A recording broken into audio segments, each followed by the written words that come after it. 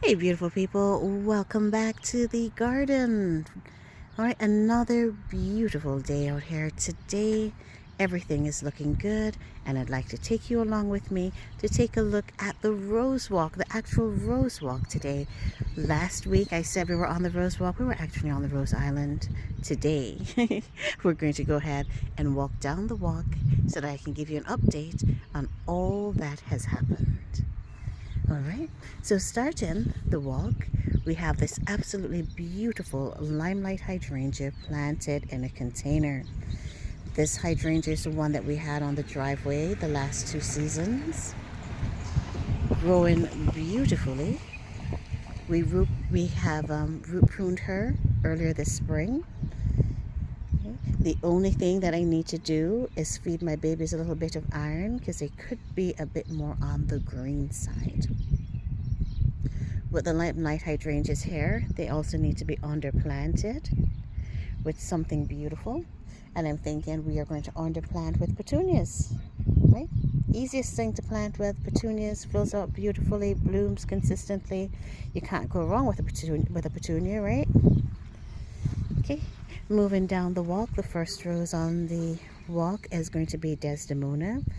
Desdemona here is doing well. Beautiful growth, beautiful buds. She is going to flower beautifully for us. All right, and moving on down the walk, the emerald green arborvitaes are doing well.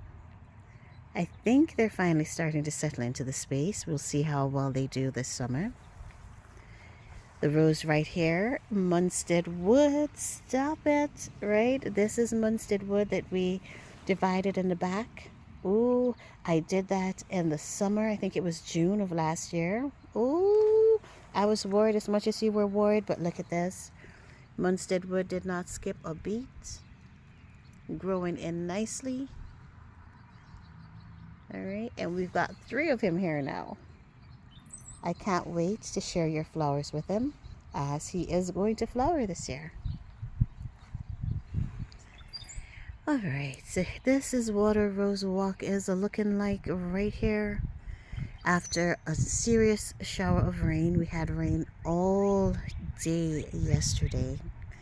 Everything is well watered. The ground is very soppy. All right.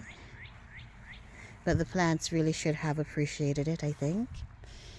Now, let's see. I'll take you down the right side of the walk and show you the plants on this side.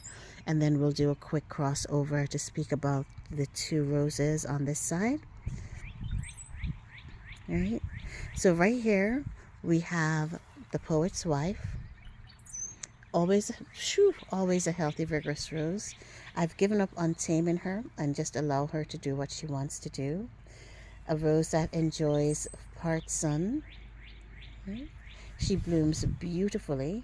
Where she is right now, she gets about 6 or so hours of sun, and she's quite fine with it.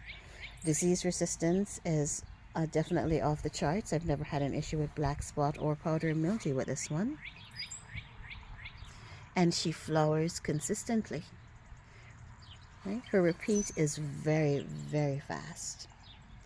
Or Bobo Hydrangeas all made it back. I do apologize for my shadow.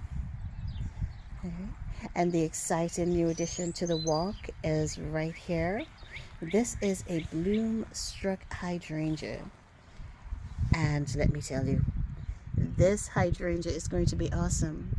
I had her growing in a container on the drive last year. I transplanted her from that container into the ground after Thanksgiving, which is really late, right?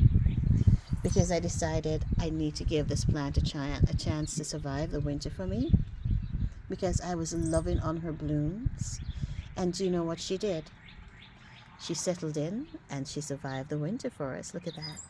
Look at all of those buds. She is going to be marvelous. Why I fell in love with her is that she repeat bloomed all on her own without being deadheaded. And 2, there was no need to deadhead her spent blooms, because her spent blooms, instead of drying out, actually got a richer color. They turned into a nice plasticky sort of a pink, and they just sat there on the plant looking really good. So she just looked good all season, right? So this one is definitely worth the grow, looking healthy, pushing up new growth, and showing me that she is going to like it here. Isn't this beautiful? Yeah. I'm going to add more of her to the garden. That is a winner right there. Absolute winner. Right? I'm new to gardening, right? So I know she's been about for a while, but it's the first time that I'm growing her. And just based on those few months that I've had her, she's gorgeous. Gorgeous. She will be repeated in other places in the garden. Gorgeous hydrangea. Right, Bobos or Bobo Hydrangeas, all back, all looking good. Everything here could do with a bit of iron. Right, so we will be treating our beds. This right here is Gertrude Jekyll. Do you remember Gertrude Jekyll that was standing about 10 or 12 feet tall? This is her. I cut her back and I felt so bad. I cut her back to about 2.5 feet. You can see where my cut was right there. Yes, right? And all that I had looking at earlier this spring were stems. And I was so concerned that she would not leaf out or push out new growth on those canes. And guess what? She did. And not only did she push up new growth, she has shown me that she's going to bloom for me. And I am so grateful, because I was really worried when I cut her back from a 10-foot tall plant down to a 2-foot tall shrub. I was concerned that she would have been unhappy, but she's beautiful and she is going to treat us to blooms, and I appreciate it. All right here, this is another endless summer hydrangea showing a lot of chlorosis. All right, getting better, but still definitely needs her iron. All right, going on up, the other Bobo hydrangeas are looking good right here. Another beautiful endless summer hydrangea is tucked in the center of the two Bobos. This one's growing in very beautifully. All right, and here on this end we are greeted with Rodal. This is the first time that I've seen Rodal this big in the spring. He's been in my garden now for about 3 years, and this is going to be the best spring that I've had from him. He was one that was very slow to go, but as he gets bigger, he's getting healthier. There you go. And he is going to treat us to some beautiful blooms, healthier and better. All right, beside Rodal, look at this. I have a damaged, a broken stem here. I hate when that happens. All right, but this beauty right here, although looking a little bit a mess, is Crown Princess Margaret. And look at Crown Princess Margaret. She is getting ready to burst. She is going to be the first rose to flower in the garden this year. Can you tell? She's looking absolutely beautiful. Now, the awesome thing about Crown Princess Margaret, let's speak about her for just a minute. This little lady is growing basically in shade. She gets about 3 hours of sun per day. And look at her. She is not skipping a beat. She blooms beautifully. I have never had an issue in terms of black spot or powdery mildew on this rose. So she's very disease resistant, a very healthy rose, a vigorous grower, right? But definitely a rose that's worth the grow. If you have a shady spot in your garden and you're thinking, I can't grow roses, try Crown Princess Margaret. She's going to knock your socks off. Absolutely gorgeous. I can't wait for her blooms to open. All right. Okay, and let's show you the final rose that ends the rose walk on this side. It's going to be Elizabeth. Look, it rained a lot yesterday, all day really, and so I'm actually walking in puddles of water right now. Right, but let's go over to Elizabeth. because we've got to say good morning to her, right? We can't do the rose walking past this beauty. All right, another David Austin rose. This Elizabeth has been in the ground for 2 seasons now, and she is getting ready to give us a beautiful spring flush. Okay. She is a cluster bloomer. You could actually just cut one of her canes and you'll have an instant bouquet.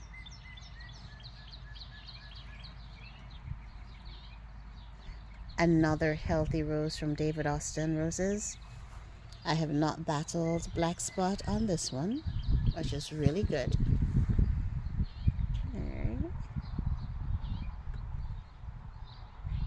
And she's beginning to settle in and owning the space.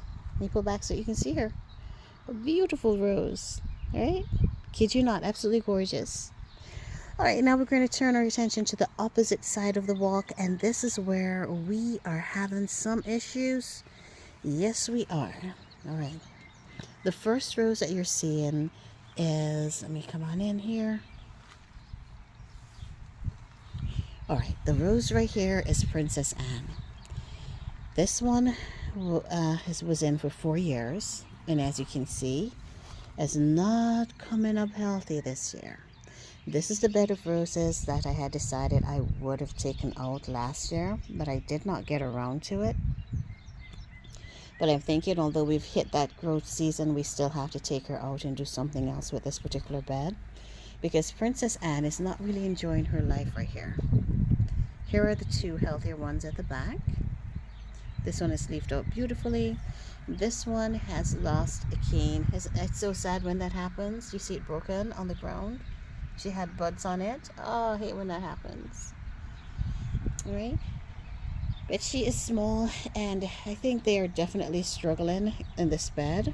And so this move, although be it late in the season, is going to have to happen. I think we're going to be doing a lot of movements in the garden this year, right, in terms of moving roses and changing beds. Because unfortunately, I did have a lot of my plants that did not come back well. A lot of my hydrangeas suffered from pesticide, an overspray of pesticide, and so we had a lot of fine leaf growth. I'm thinking I'm going to replace those that are struggling. I realize that there's no reason to keep a struggling plant in a space, right? Move it to somewhere where it will do better, or replace it with something that is healthier. There's an airplane passing overhead. Let me pause for a second.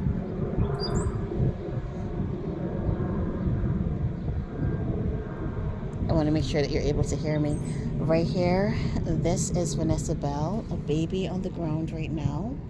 I pruned her back really, really hard this year.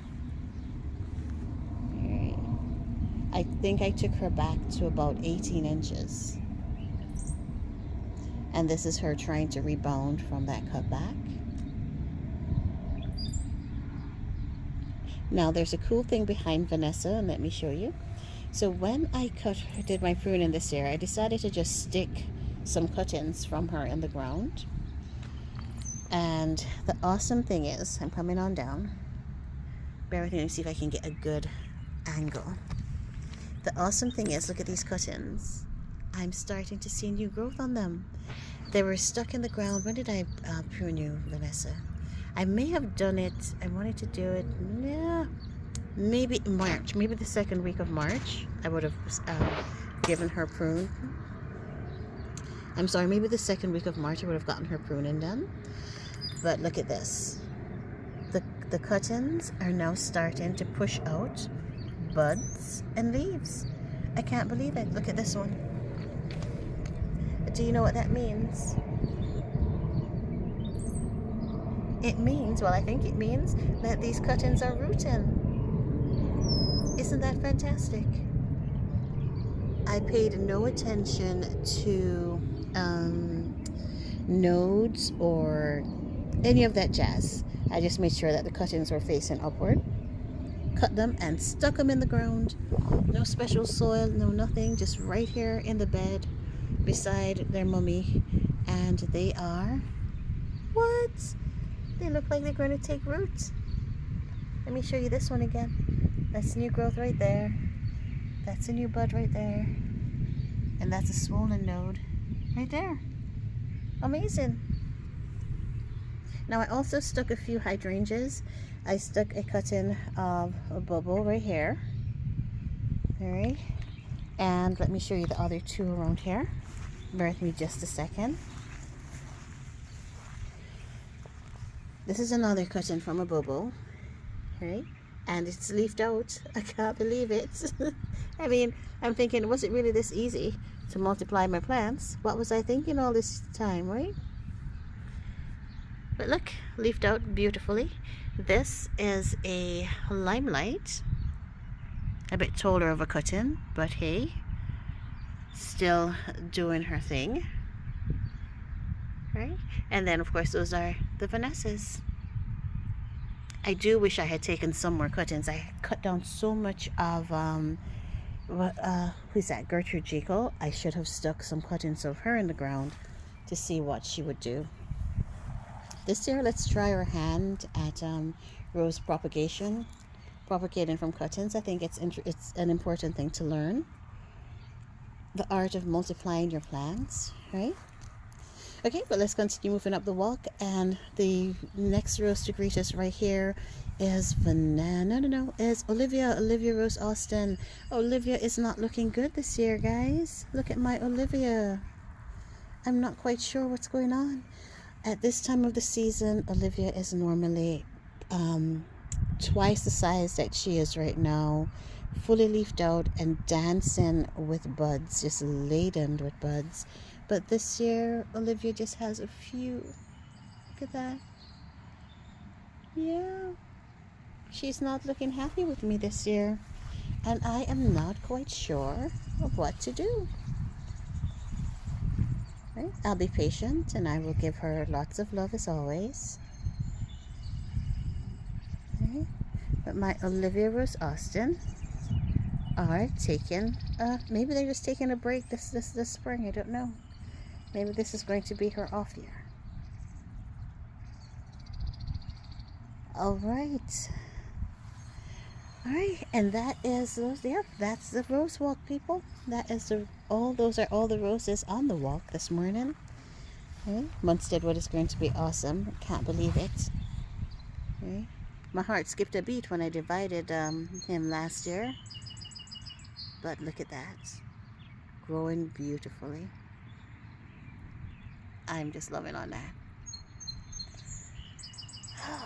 Alright, I'll turn around and just give you a look at the walk again.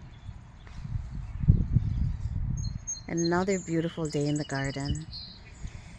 Right, so a few issues to work on in terms of the rose island. A few roses need a lot of babying.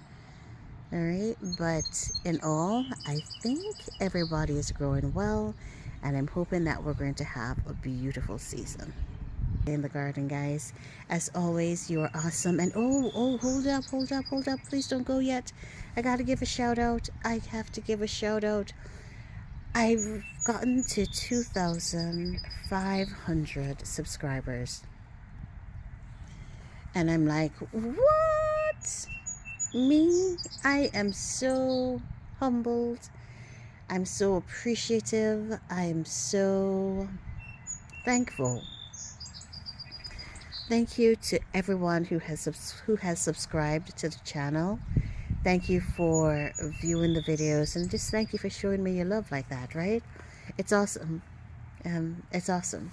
I know that I don't know what value I bring to you, but the fact that you have acknowledged my efforts.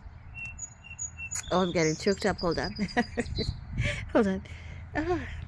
I'm sorry, I was getting a little choked up right there, right? But the fact that you have acknowledged my efforts and have taken the time to subscribe and taken the time to comment and taken the time to view the videos is just overwhelmingly awesome. And I'm truly grateful, and I just want to say thank you. Thank you so much. All right.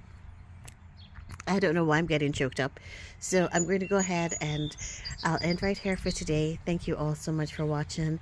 You're absolutely awesome, right? And I will see you all in the next video. Bye.